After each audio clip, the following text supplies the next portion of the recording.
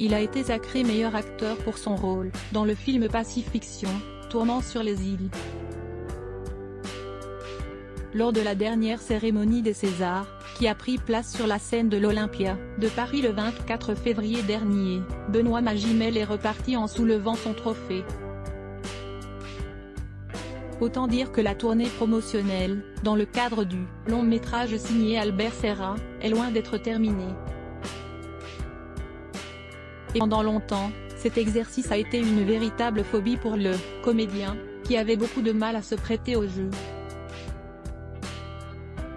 Cette aversion lui avait valu le curieux surnom de Prince du Silence, comme Benoît Magimel l'a rappelé dans Totémique, le podcast de France Inter. Maintenant je parle beaucoup plus facilement, parce que j'ai fait un tour de piste quand même, a-t-il assuré. Mais c'est vrai que j'étais catalogué cauchemar des journalistes. Parce qu'à chaque fois on me posait des questions.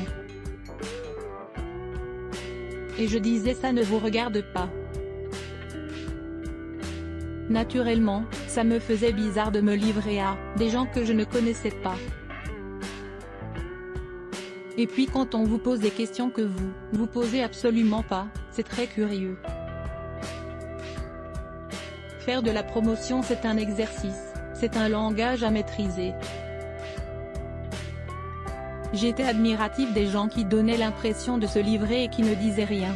J'ai considéré que c'était un abus aujourd'hui, c'est sans mal qu'il se livre sur son quotidien de papa, sa vie avec Margot Pelletier ou encore sa relation passée avec Juliette Binoche.